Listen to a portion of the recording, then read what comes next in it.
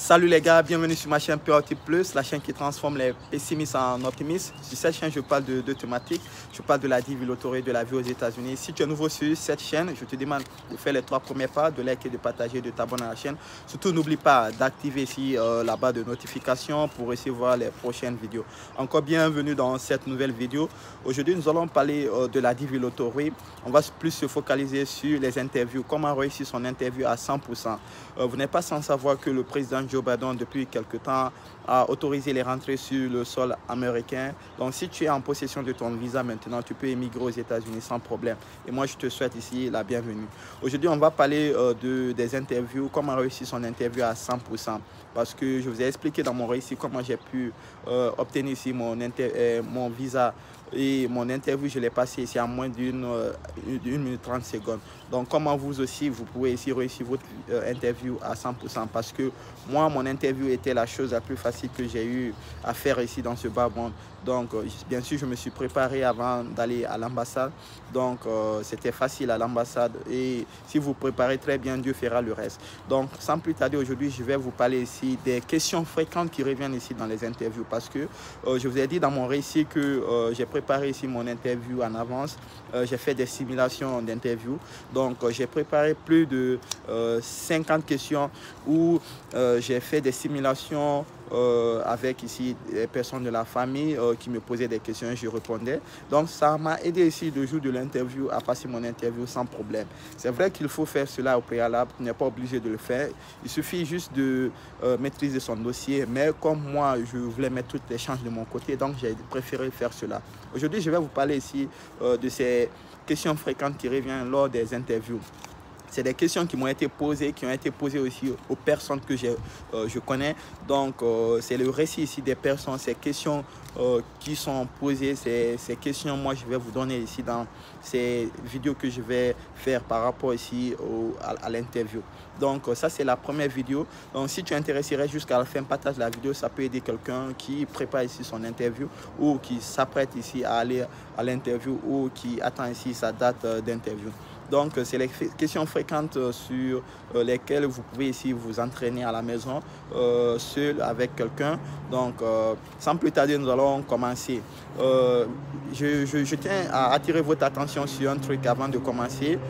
Généralement, les gens pensent que quand vous allez à l'ambassade, le consulat, son objectif, c'est de vous faire perdre. Non, le consulat, son objectif, c'est de vérifier la légitimité ici de vos dossiers. S'ils voient réellement que la personne que vous prétendez être, c'est exactement vous, il n'y aura pas de problème ici à vous donner ici le visa. Si on trouve que vous répondez à tous les critères de légitimité pour immigrer aux États-Unis, ils vont vous donner. Parce que je vous dis, vous pouvez ici être sélectionné, vous pouvez ici soumettre le DS 260, faire la procédure.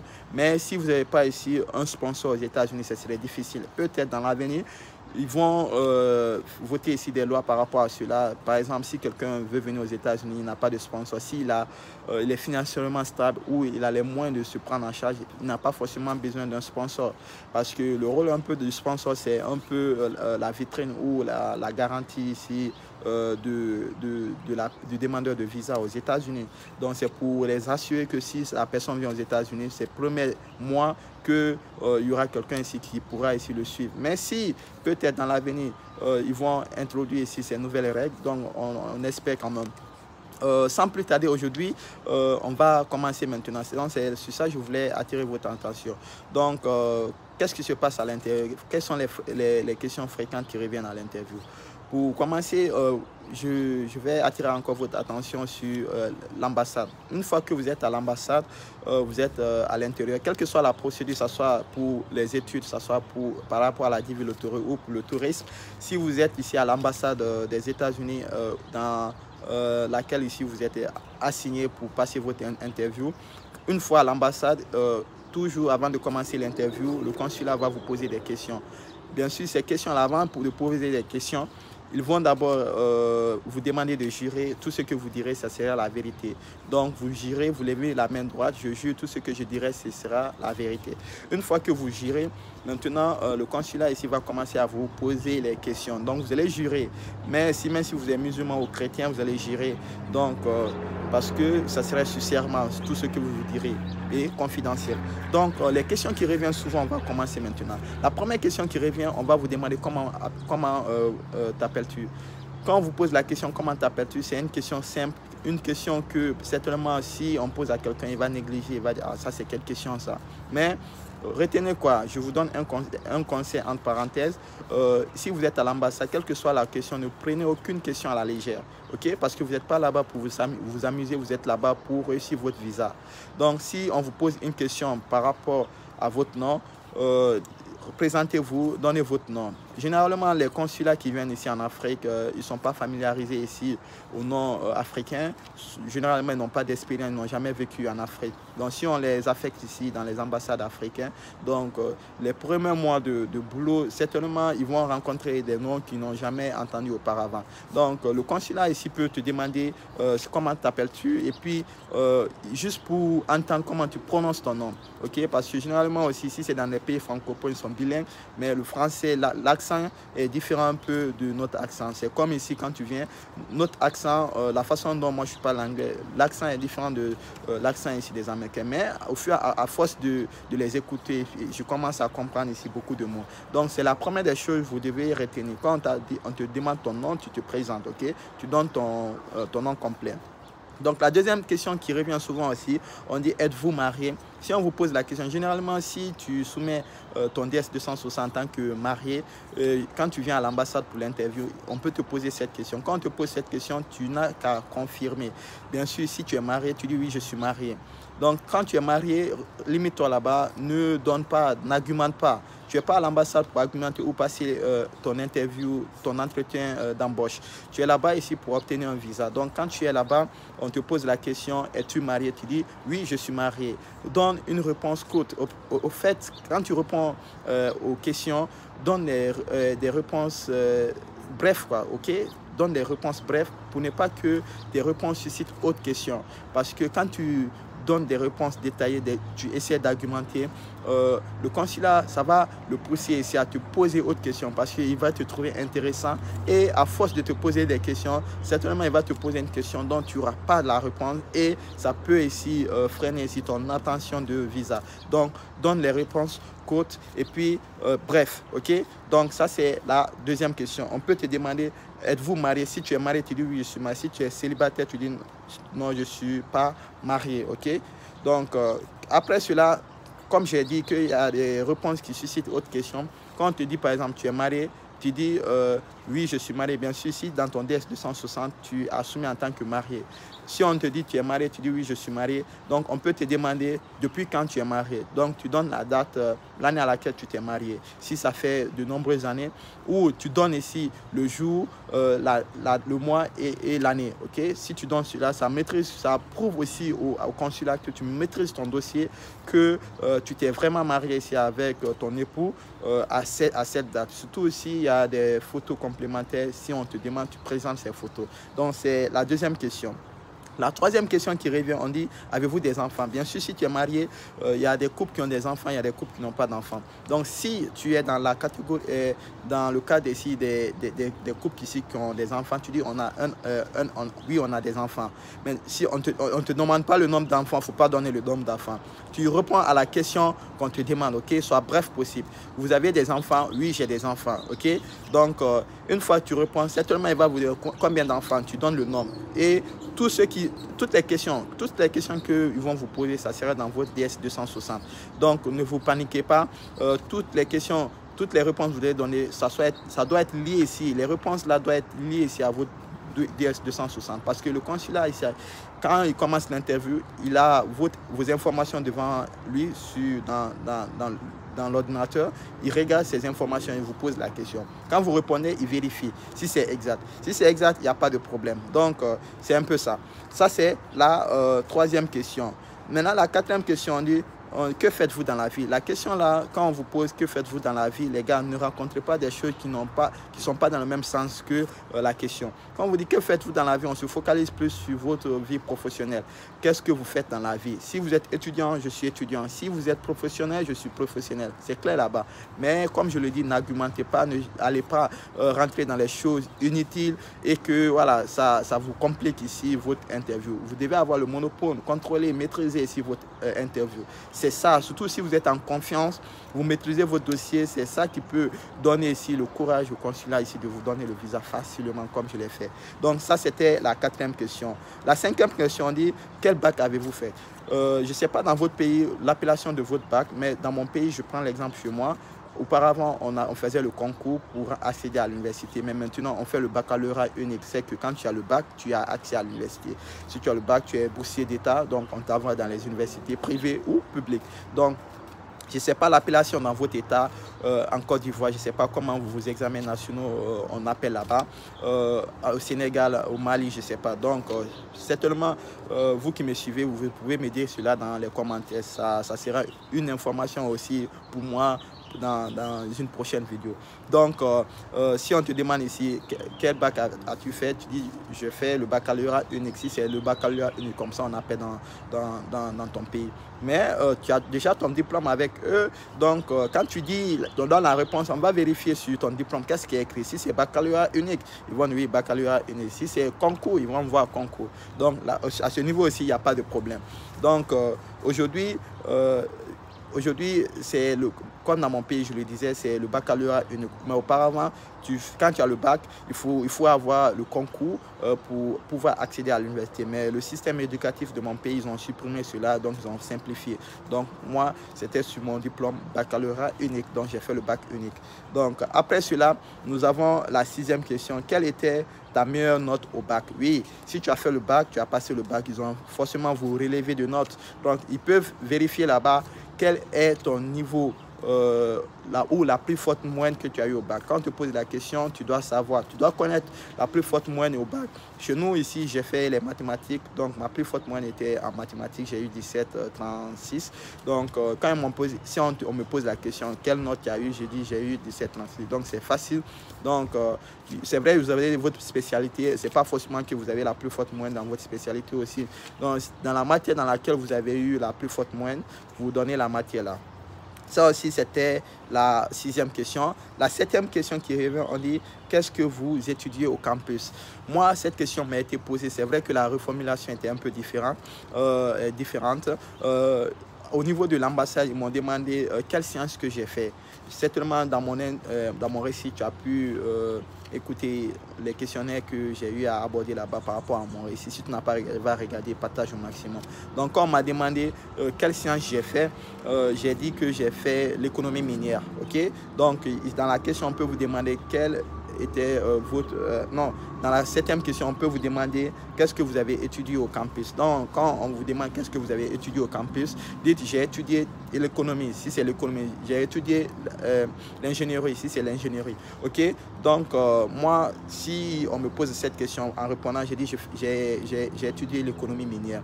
Quand vous dites que j'ai étudié l'économie minière, on peut dire pourquoi l'économie minière? Pourquoi vous avez choisi l'économie minière? Ou bien c'est quoi l'économie minière? Parce qu'il y a des branches ici, le consulat, souvent ceux qui viennent, c'est ceux qui ont fait la littérature ou je ne sais pas trop. Mais quel que soit ici le consulat, parce que tu ne peux pas connaître ce qu'il a fait à l'université. Donc, si tu dis une filière ou une science que tu as étudié à l'université qui ne connaît pas, il peut te demander la question, c'est quoi cette science? Par exemple, l'économie minière. Le consulat pouvait me demander c'est quoi l'économie minière. Donc, si on te donne cela, bien sûr, il faut te défendre. Il faut te défendre. C'est pour cela, tout ce que tu étudies, il faut l'étudier très bien. Il faut être prêt avant d'aller à l'ambassade. Parce que la filière que tu as fait à l'université, tu dois connaître c'est quoi son rôle dans la vie professionnelle ou c'est quoi sa définition, même si ce n'est pas une définition technique. Par exemple, moi, si on me demande c'est quoi l'économie minière, je dis l'économie minière, c'est l'évaluation des ressources minérales du sol. C'est une définition simple parce que nous sommes dans le cadre économique et minier. Donc, non seulement on fait l'évaluation économique, mais l'évaluation minière aussi pour connaître ici la rentabilité d'un projet minier dans un pays. Voilà, pour voir est-ce que ce projet peut être rentable ici pour le pays ou non. Donc, c'est un peu le rôle de l'économiste minier. Donc, je peux expliquer cela à le consulat et ça va passer, quoi, tu vois. Ou une définition simple. J'ai un ami aussi qui a intervenu dans ce cadre. On a posé la même question. Lui, il avait fait la géohydrotechnique. On l'a posé la question, on dit, c'est quoi la géohydrotechnique? Il s'est défendu. Aujourd'hui, il est aux États-Unis. Certainement, qui a vu une de ses vidéos sur ma chaîne, va regarder les anciennes vidéos. Il y a sa vidéo là-bas. Donc, c'est pour vous dire que tout ce que vous apprenez, ça peut vous servir durant l'interview. Donc, préparez-vous très bien. Donc, ça, c'était la 7e question. Ok, la 8e question, je m'excuse. Donc, la 9e question, on est quel est ton cursus? Quand on te donne ton cursus, c'est ton parcours scolaire. Donc, c'est un peu ton CV, ton background. Si on te demande cela, tu dois commencer le plus haut niveau d'études où tu t'es limité jusqu'au plus bas. Donc, si tu es à l'université, tu dis je suis à l'université de telle année, j'ai fait la licence 1, j'ai eu l'attestation de temps, de telle année, j'ai fait ça, de telle année, jusqu'à, tu commences du plus haut niveau au plus bas. Donc, ça, c'était la 9e question. La 10e question, on va se limiter là parce que la vidéo commence à être longue. Certainement, si vous êtes intéressé toujours, j'ai autre questionnaire qui vient, les questionnaires fréquents. Comme je vous dis, j'ai relevé plus de 50 questions fréquentes qui reviennent dans les interviews. Donc, la 10e question, on dit, quelles sont les matières à l'université? Donc, on peut te demander tes matières à l'université. Quelles sont les matières que tu as étudiées à l'université? Bien sûr, si tu as étudié à l'université, tu dois être en mesure de donner quelques matières. Même si c'est 3, tu peux donner. Puis le consulat va dire, ok, c'est bon, félicitations. Il te donne ici ton ticket. Puis tu reviens dans quelques jours pour prendre ton visa. Félicitations, tu as ton visa. Et puis, tu émigres aux États-Unis. Donc, ces questions, c'est pas forcément que ces questions reviennent lors de ton interview, mais tu peux les apprendre en fonction ici de tes informations personnelles. Ça va te servir, les gars. Ça va vous servir. Ça m'a servi et ça a servi à beaucoup de personnes. Donc, je vais continuer ici à parler ici des questionnaires fréquents qui reviennent dans les interviews. Si tu es intéressé, si vous êtes intéressé, likez. Je veux au moins avoir 100 likes et puis partagez au maximum. Je veux que cette vidéo ait beaucoup de vues parce que les gens passent leur interview. Aidez à partager, ok? Certainement, si tu ne passes pas ton interview, si tu partages, quelqu'un peut tomber sur la vidéo et puis il est intéressé et puis il suit les questionnaires. Tu peux noter en même temps, je donne, ok? Il y aura autre questionnaire. Donc, je ne vais pas répéter les mêmes questionnaires parce qu'il y a beaucoup. Donc, je vais donner tous ces questionnaires ici dans les vidéos. Mais partagez au maximum, les gars. On a un challenge. Je sais que vous réagissez. Mais allez-y, partagez au maximum. Aujourd'hui, je vous dis en truc. Je suis en train de travailler sur beaucoup de choses. J'ai beaucoup de projets par rapport à la chaîne, tout cela. On va développer cette chaîne, je vous promets. Je suis quelqu'un, quand je commence un truc, je vais jusqu'à la fin. C'est vrai que c'est le début, c'est pas facile. Et je suis jeune d'abord, je vais apprendre beaucoup et certainement je vais apprendre de vous parce que l'objectif c'est de donner et de recevoir. Donc c'est pas seulement moi je vais donner, mais dans les commentaires il y a des gens aujourd'hui qui me posent des questions, mais vous pouvez aussi, voilà, s'il y a des petites erreurs, des soucis, voilà, pour m'améliorer vous pouvez aussi réagir dans les commentaires. C'est ça la chaîne, c'est notre chaîne à nous, c'est pas ma chaîne, c'est notre chaîne, ok? Moi je veux qu'on construise une communauté autour de Pierre Optic Plus. Demain, je vais intégrer certaines thématiques parce que je ne vais pas juste me limiter ici à la vie ou à la vie aux États-Unis. La vie aux États-Unis, on n'a pas fait beaucoup de vidéos, mais j'apprends de la vie aux États-Unis. J'ai beaucoup de contenu ici à véhiculer ici sur cette chaîne Pierre Optic Plus. Mais ça va venir au fur et à mesure. Mais comme je l'ai dit, l'objectif, c'est d'atteindre les 1000 subscriptions. Ok, on doit avoir 1000 abonnés. 1000 abonnés, c'est l'objectif parce qu'il y a beaucoup de matos qu'on doit chercher. Donc, financièrement, je sais que, voilà, peut-être je suis beaucoup par rapport à beaucoup de personnes, mais malgré que celui-là, peut-être, non, je ne vais pas me presser. On va parler de cela dans ma vidéo où je dis comment je fais pour épargner 80% ici de mon revenu. Donc, je vais vous expliquer c'est quoi mon secret, comment je fais pour me comporter, comment je fais pour pouvoir ici me projeter sur mes projets d'avenir. Et je vais vous donner cela dans les détails. Je suis jeune, je suis très jeune d'abord et j'ai beaucoup à apprendre de la vie et certainement vous aussi. Mais ce qui est sûr, je peux apprendre de vous et vous pouvez apprendre de moi. Donc, partagez au maximum la vidéo, c'est gratuit. Donnez-moi la foi, je suis votre frère et mes valeurs, tu vois, je les garde toujours. Voilà, ça c'est un tissu qui est confectionné en Afrique, qui est venu jusqu'ici. Donc, c'est pour vous dire que dans ma vie, quoi, je garde toujours ma valeur de l'Afrique, tu vois. Donc, quelle que soit, c'est la même chose que je vous conseille. Donc, pour finir, je vous souhaite de rester en bonne santé. Et par rapport au Covid-19, il y a beaucoup d'avancées, il y a les vaccins, il y a beaucoup de choses qui avancent maintenant. Donc, ça change.